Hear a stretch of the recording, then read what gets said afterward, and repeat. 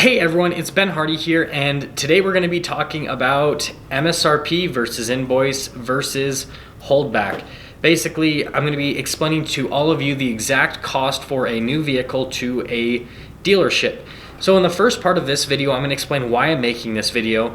Then I'm going to get into the nitty-gritty with the kind of like the more figures aspect of, how much dealerships actually pay for the vehicle. So I'll compare an MSRP to an invoice versus holdback on a vehicle and tell you true cost on a new vehicle.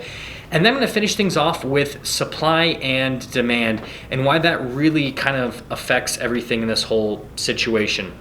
So the reason I'm making this video is there was a lot of confusion on yesterday's video. So if you haven't watched yesterday's video, link in the description below. Please check it out so you can kind of understand the broader topic, this whole series that I'm filming on how to buy a car, why I'm making this series, and it'll basically help your purchasing process a whole lot easier.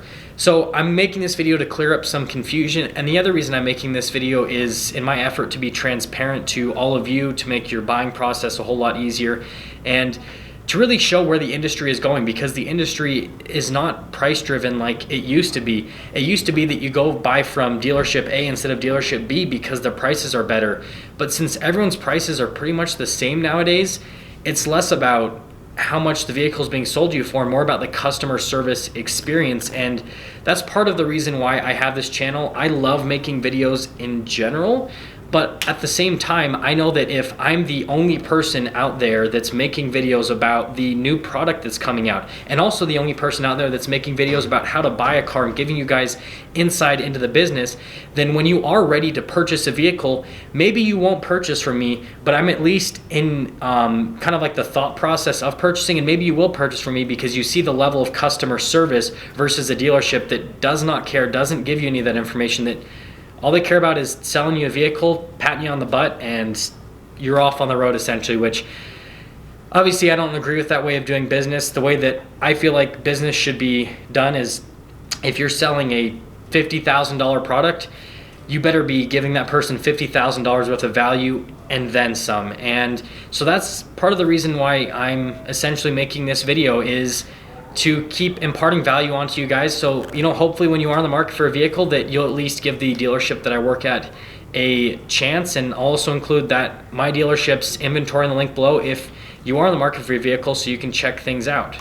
So now let's talk about MSRP versus invoice versus holdback and how much markup there actually is in a vehicle. So I have a printout from a vehicle on the dealership that I work at right now. This is one of the vehicles that we have online. So I'm showing you guys the VIN so you guys can see how this all matches up. Hopefully that focuses properly. Last 6 of the VIN are 896716.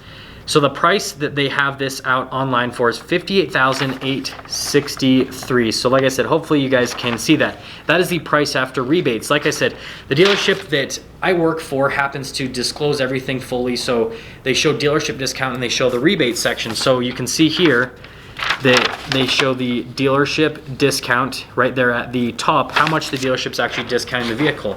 So sorry that the MSRP is cut off, so that's why I got this window sticker so you guys can see the full MSRP on this particular truck. So this truck sticker is for $69,300.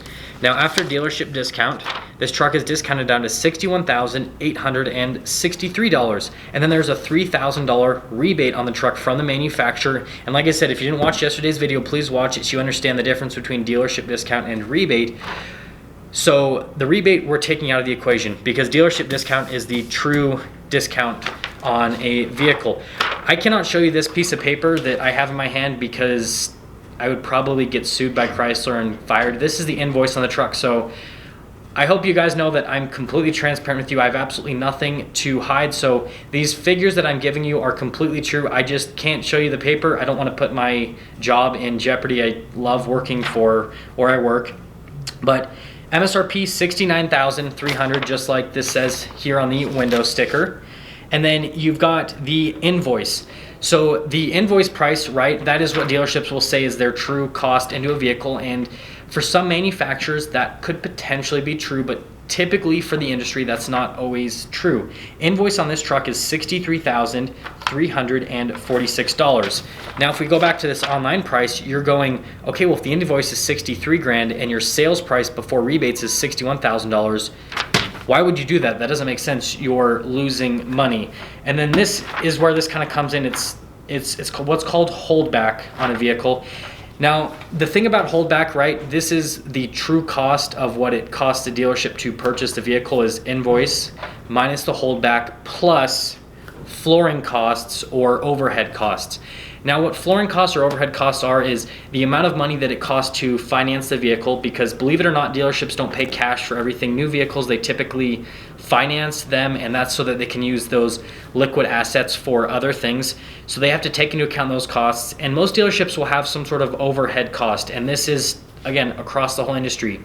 And depending on the dealership, overhead costs can be anywhere from a few $100s to a few $1,000s. I've seen some dealerships that their overhead cost is literally over $2,000 that they have to put into every single vehicle to make sure that they keep things going. And what this overhead cost essentially covers is, if a vehicle gets damaged on the lot, it's this extra fund, it's this money they put on the side to cover that. It covers the wages for people that aren't in sales. So all the people around things, right? The people that clean the cars, the people that park the cars, all that kind of stuff. This covers some of those wages, and it just covers some dealership costs in general. So most dealerships will add this amount of money into every single vehicle. And like I said, it ranges anywhere from a few $100s to a few $1,000, just depending on the particular dealership. So on this truck, right, the discount at below invoice would be about $2,000. So if we go back to the online price, $61,863 versus the invoice of $63,346, there's about a $1,500 difference. So you're going, oh, well, the dealership has $500 of markup. But like I said, with the overhead costs, when you take into account those overhead costs, the dealership, all that money that they have to spend on all that stuff, that in turn then makes the cost actually only $1,500 versus invoice, because they have that little padding essentially to take into account all that stuff that they're going to have to spend money on essentially. And I know there's going to be a lot of opinions on whether or not that's the right thing to do, that's a proper thing to do. Every single dealership does it, and it's part of the way that dealerships keep things profitable, so where they can in turn cover their costs on one side and then have potential to make the profit on other sides. So finally, to wrap things up on this particular truck, you can see that what this truck's priced at online is what would be considered complete cost. So the dealership's not making money on the truck itself. They're going to be making money on other avenues, and I'm going to make other videos about this where money is made, but just a very brief thing to say is it's not made on vehicles anymore, guys. It's made on services, on all that kind of stuff, right? And like I said, I'll make a video on that, but it's stuff like oil changes, it's stuff over at service accessories, all that kind of stuff. There's all these different ways, there's all these different avenues, and that's where the money's made. And it's just like any other product, right? I read something that, Apple doesn't make a whole lot of money from iPhones, and some of them, they don't really make any money from iPhones, but they make money from all of the services that you can get on iPhones. And it's the same thing with vehicles now. The vehicles really aren't where the money's made, it's where these services are made. Now, how this relates back to supply and demand, the reason that this vehicle is priced at how it's priced at is because of supply and demand, right? Dealerships aren't going to, if it gets to a point, they will lose money on a vehicle to get rid of it, because it's costing them more money in finance charges to keep that vehicle than what it's worth sitting on the lot where they can sell it for. So that's kind of that's let's just say get old age inventory out of the way. If we're talking about current inventory, it's all about what other vehicles are selling for in the market. So every other Dodge Ram dealership is discounting their vehicles to similar amounts to this. Some of them are a little bit higher, right? But most of them, this is roughly what they're selling them for. And so because of the supply and demand, because of what the market is dictating, that's why the vehicle is priced that way. If the market was dictating, if people were buying up these vehicles faster than dealers could stock them into inventory, then obviously supply and demand would go in the other way and the prices would increase. That is what happens with the Ford stores in many of the western states. They sell out of their Raptor inventory within 2 to 3 months. And so for them to basically make it so that that's a profitable business standpoint, they have to buy Raptors from other dealerships, and they can't buy them for that dealership's cost because those dealerships know what they're selling those Raptors for. So then they mark them up to that dealer, and that dealer then, and you guys are like, oh, that's a horrible thing, that shouldn't happen. But it's not the dealership that's doing the thing, it's the customers. The customers are demanding this product. That product's not being made quickly enough, so that increases the price. It's all about supply and demand. And so because the supply is very low and the demand is very high, obviously the price is going to go up, and it's all customer driven. And anyone that owns a business that watches my channel completely understands this. If you have a product and it is selling out quicker than you can stock it back up, and you have potential to make more money as a business owner, you are going to make more money, or you're leaving money on the table. You're not being as profitable as you can be, and that's what any business will do. It doesn't matter if you're selling automobiles, it doesn't matter if you're selling food, it doesn't matter if you're selling clothing or shoes. If something is selling out faster than you can produce it, you are going to mark it up. You're going to make your money, because that's what any viable business plan does. And it goes on the other side. If you're not selling out quickly enough, if something is sitting on the shelves for an extremely long amount of time, you're going to have to discount it and potentially lose money, and it all evens itself out. And that's just any business at the end of the day. So car dealerships are not being shady, so to speak, when they mark up vehicles. They are just doing what the consumers are making them do, and that is all a supply and demand market.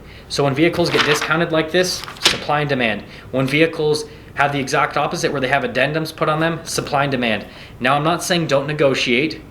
Feel free to negotiate. There is absolutely nothing wrong with negotiating, but understand that there is a very high potential for how things are with the online pricing, that you won't get additional discount, that the price that you see online will be the final price, because that is what the market dictates, and it's everywhere online. And if something is overpriced, you would have never reached out to that dealership in the first place, because you can see another dealership that has lower prices, you'll call them instead. I hope that made sense to everyone. As always, please comment down below your thoughts, additional videos that you want to see, and if there's anything that I can clear up, also let me know on that, and then I will see all of you in that next video.